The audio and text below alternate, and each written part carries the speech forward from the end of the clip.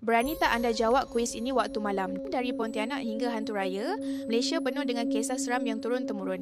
Jom kita uji sejauh mana anda kenal cerita hantu paling ikonik di Malaysia dalam Malaysian Ghost Stories Quiz. Siapakah hantu yang sering dikaitkan dengan cerita hantu Pontianak? Hantu penanggal? Di manakah tempat yang sering dikatakan berhantu di Malaysia? Hospital hantu. Hantu apakah yang sering muncul di dalam cerita-cerita hantu Melayu? Hantu Pontianak. Bagaimanakah cara melawan hantu dalam cerita hantu Melayu?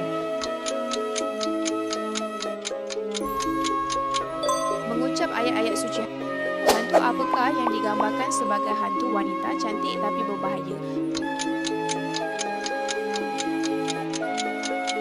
Hantu penanggal. Mengapakah hantu-hantu suka menghantui tempat berhantu? Mencari tanah pusaka. Hantu apakah yang sering dikatakan membawa malapetaka kepada mereka yang berjumpa?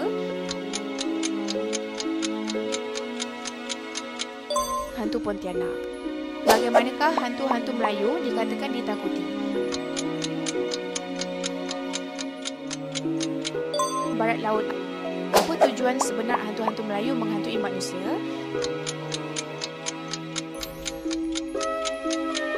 Mahu mencuri harta. Siapakah yang sering menghilangkan hantu dalam cerita hantu Melayu? Dukun tanya A, anda dah berjaya harungi dunia penuh misteri dan seram dalam kuis ni. Ada yang anda tak pernah dengar? Atau semua hantu Malaysia anda kenal belaka? Tak kisahlah dapat markah tinggi ataupun rendah. Yang penting anda berani jawab. Jangan lupa ikut channel saya untuk lebih banyak kuis menarik dari dunia seram, sejarah dan budaya Malaysia. Kalau anda ada cadangan kuis atau cerita seram lain, komen kat bawah ya. Sampai jumpa di episod seterusnya.